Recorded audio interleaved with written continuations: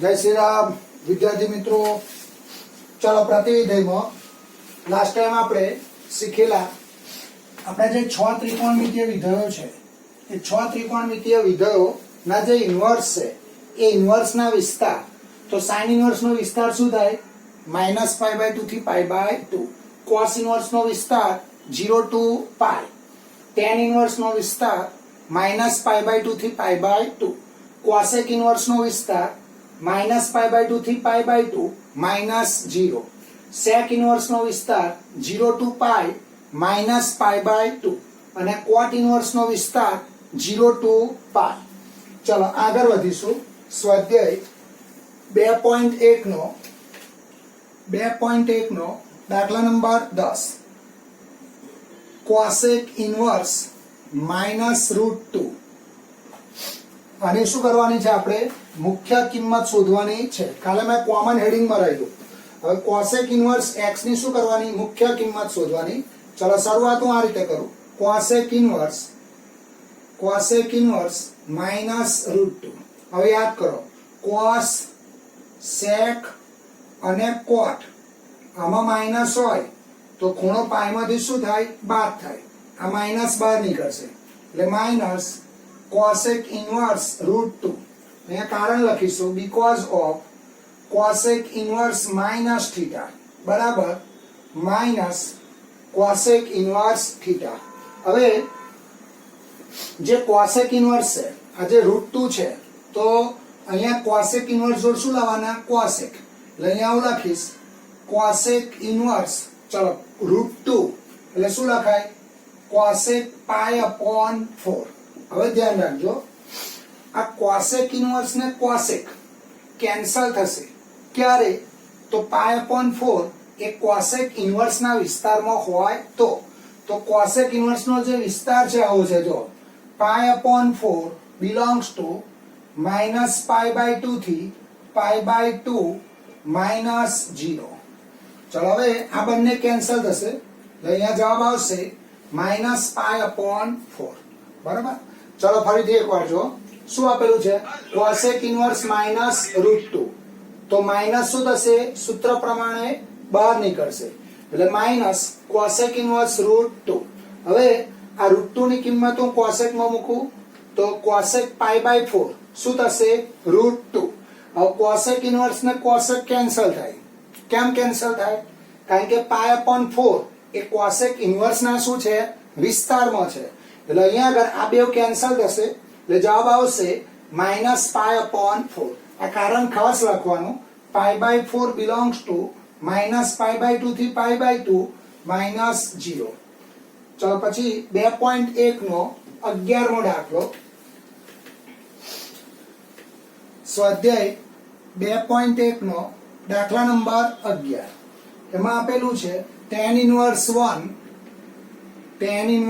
1 plus cos inverse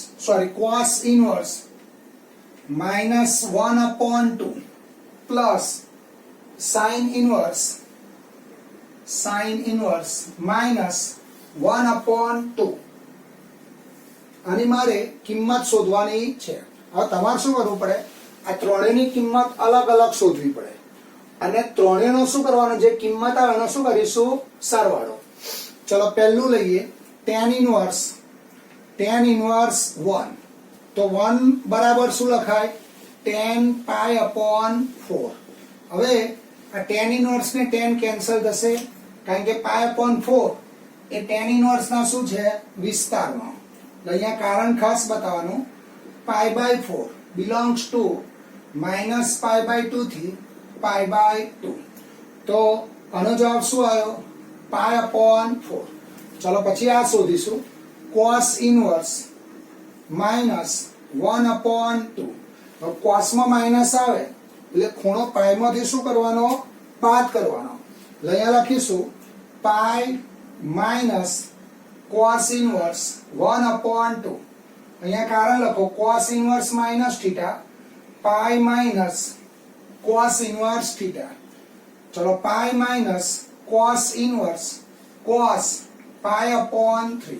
હવે આ cos inverse ને cos કેન્સલ થશે તો પાઈ માઇનસ પાઈ અપોન 3 આ કેન્સલ થયાનું કારણ શું તો પાઈ બાય 3 એ કોસ ઇન્વર્સ ના શું છે વિસ્તારમાં ચલો આનું સાદુરૂપ આપો 3 પાઈ માઇનસ પાઈ એટલે અહીંયા આવશે 3 પાઈ માઇનસ પાઈ અપોન 3 તો અહીં જવાબ આવશે 2 પાઈ અપોન 3 હવે કયું વિધેય આવ્યું સાઇન ઇન્વર્સ -1 અપોન 2 અહીંયા હું લખું છું ધ્યાન રાખજો સાઇન ઇન્વર્સ -1 અપોન 2 તો આ માઇનસ શું થશે સૂત્ર પ્રમાણે બહાર નીકળશે એટલે અહીંયા આવશે minus sine inverse 1 upon 2 because of sin inverse minus theta minus sin inverse theta तो माइनस sin इनवर्स હવે sin માં 1/2 ક્યારે આવે પાઈ અપોન 6 છે એટલે sin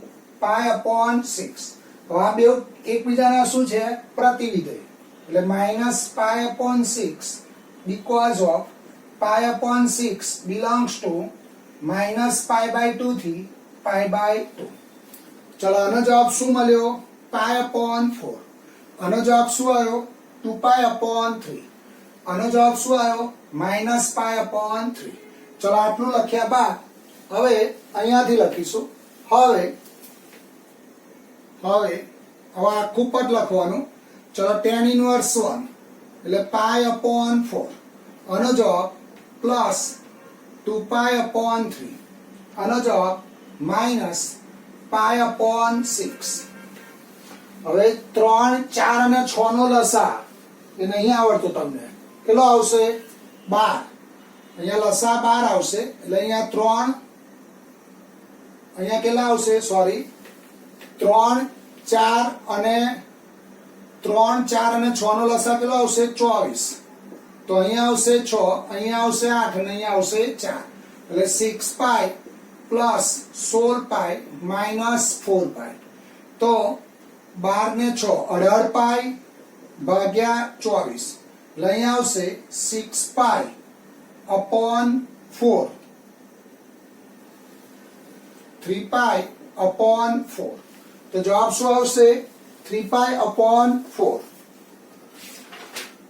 ચલો પછી એના જેવો દાખલો છે આ તમારે ગણવાનો 2.1 નો દાખલા નંબર 12 હોમવર્કમાં આવશે 2.1 નો 12મો એક્ઝામ્પલ હું રકમ લખું છું cos inverse 1/2 plus 2 sin inverse 1/2 હવે આ બંનેના જવાબ અલગ અલગથી શોધવાના તમારે જવાબ શોધ્યા બાદ આ રીતે બંનેની કિંમત મૂકશો એટલે જવાબ આવશે 2 પાઈ અપોન 3 નો જવાબ કેટલો આવશે 2 પાઈ અપોન 3 ચલો પછી 2.1 નો દાખલા નંબર 13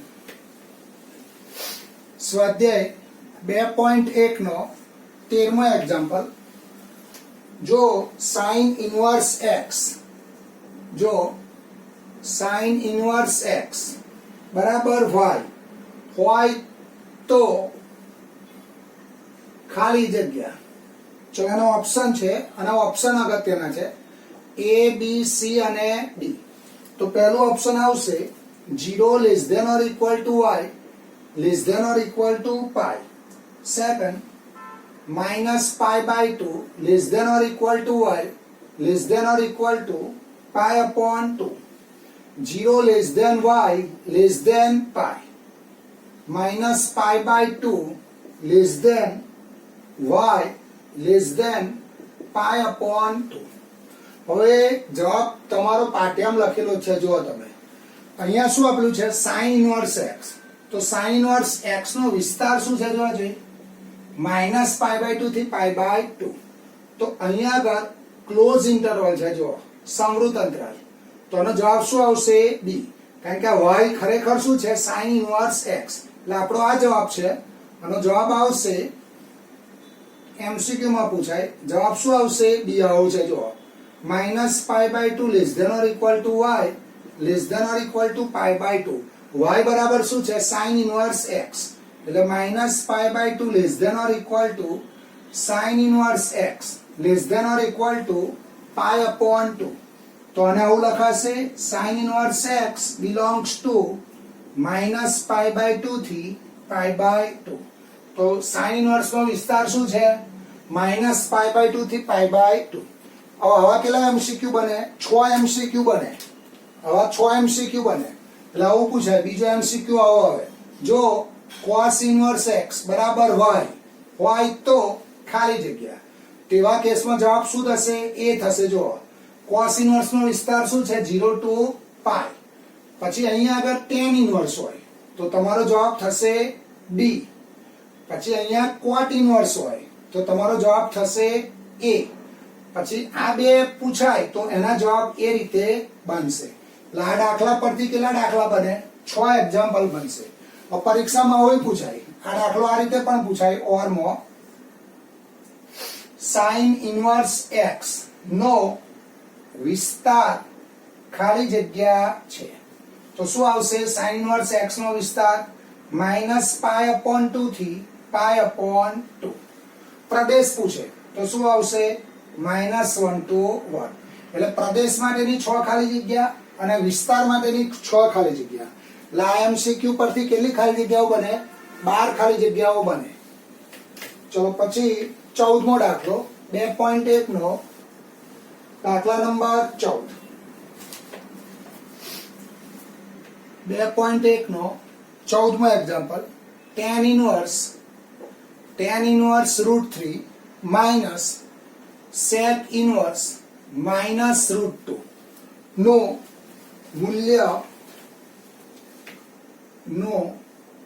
મૂલ્ય ખાલી જગ્યા છે. ચલો બેવના જવાબ આપણે અલગ અલગ શોધવા પડશે. તો tan ઇન્વર્સ √3 બરાબર tan ઇન્વર્સ और tan માં √3 ક્યારે આવશે? π/3. હવે બેવ કેન્સલ થશે. π/3 tan ઇન્વર્સ ના શું છે? વિસ્તારમાં. એટલે અહીંયા લખીશું because of π/3 belongs to -π/2 થી π/2. તો આનો જવાબ શું આવ્યો? π/3. પછી આવશે sec ઇન્વર્સ -√2. હવે ધ્યાન રાખજો sec ઇન્વર્સ -θ તો π minus sec inverse θ.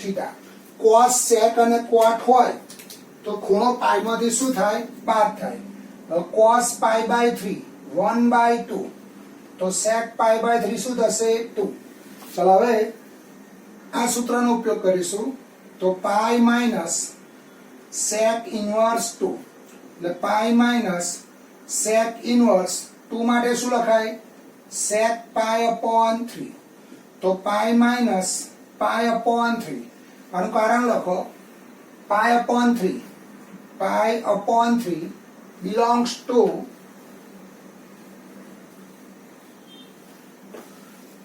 π/3 belongs to 0 to π minus π/2.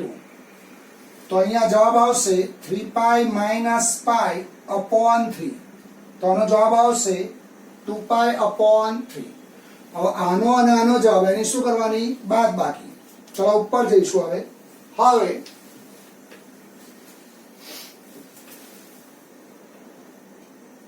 હવે tan ઇન્વર્સ √3 તેનો જવાબ શું છે? π/3 માઇનસ sec ઇન્વર્સ -2 નો જવાબ શું છે? 2π/3. ચલો બંનેનો છેદ સરખો છે એટલે અંશનો શું થશે? સરવાળો. તો અંશનો સરવાળો કરીએ એટલે અહીંયા આવશે π -2π/3. એટલે જવાબ આવશે -π/3. તો જવાબ શું આવશે? -π/3. ચલો હવે કાલે ઘણા બધા વિદ્યાર્થીઓએ મને જુદા જુદા દાખલા પૂછેલા. હવે જે મેં કાલે તમને હોમવર્કમાં દાખલા આપેલા એમાં 12મો દાખલો જુઓ. 12મો દાખલો આવો હતો. cos inverse cos 8π/7. હવે આના જવાબ જે છે આનો જવાબ આવે છે 6π/7. 6π/7. હવે તમે અહીંયા જુઓ આ બેવ કેન્સલ થાય ક્યારે? 8π/7 cos ઇન્વર્સ ના વિસ્તારમાં હોય તો.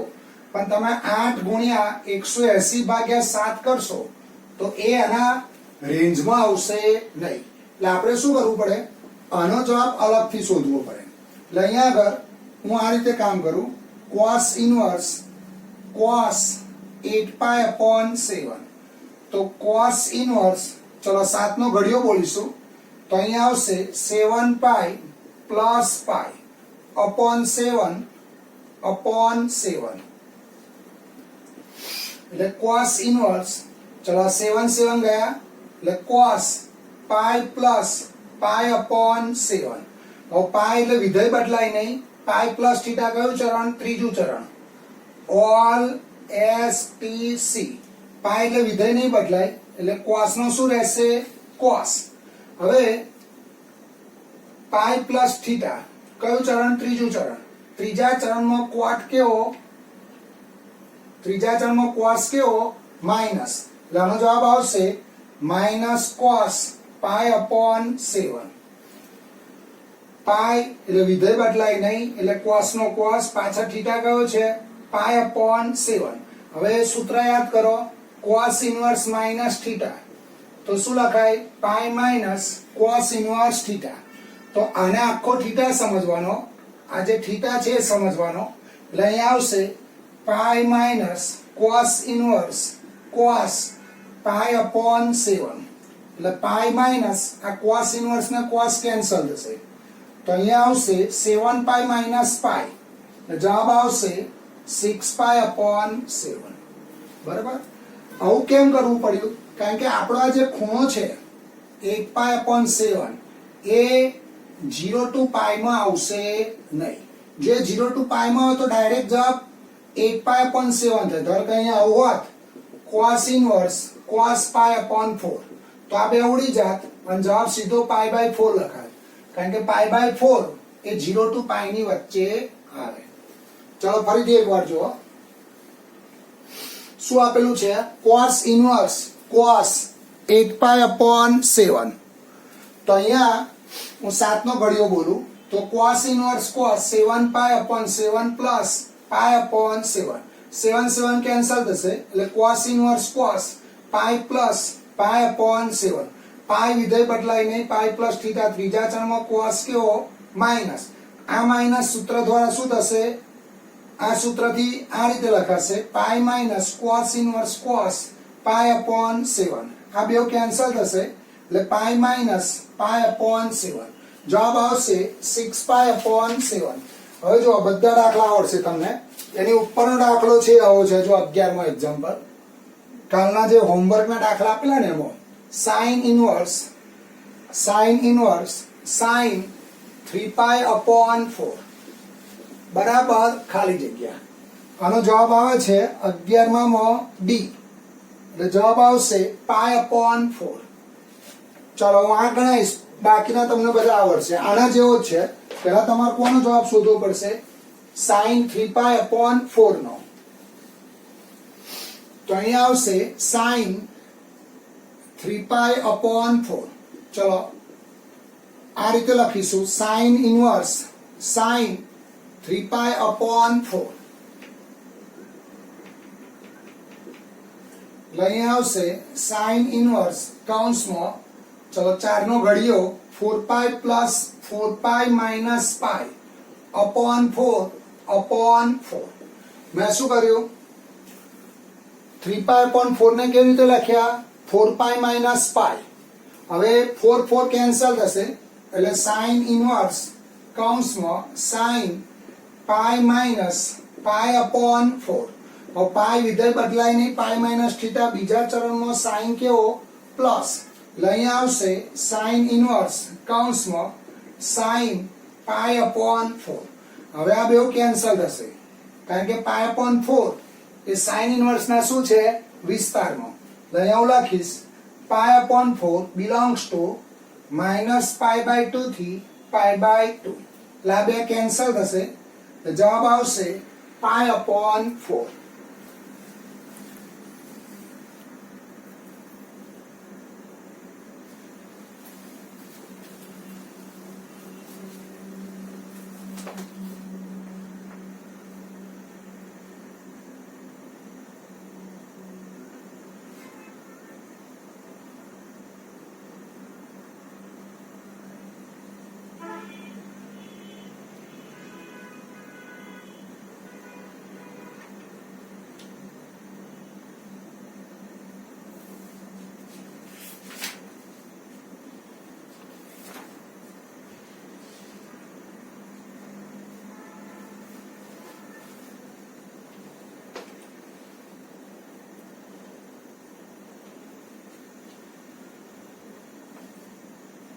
ચલો પછી અહીંયા આવશે એક એક્સ્ટ્રા દાખલો લઈએ tan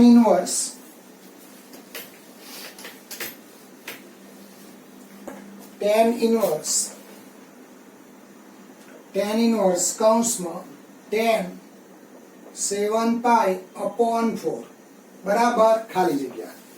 ચલો ધ્યાન રાખજો. પહેલામાં પહેલો આપણે આનો જવાબ શોધીશું. લઈ આવું લખું tan ઇનવર્સ કૌંસમાં tan, ચલો 4 દુ 4 એકા 4, 4 દુ 8, 8 પાઈ માઇનસ પાઈ અપોન 4 તો અહીંયા આવશે tan ઇનવર્સ કૌંસમાં tan 2 pi minus pi upon 4. હવે 2 પાઈ માઇનસ થીટા કયું ચરણ? 2 પાઈ માઇનસ થીટા કયું ચરણ? ચોથું ચરણ. ચોથા ચરણમાં ઓલ STC એટલે tan કેવો છે? માઇનસ ઓલ STC લઈ આવશે tan ઇનવર્સ કૌંસમાં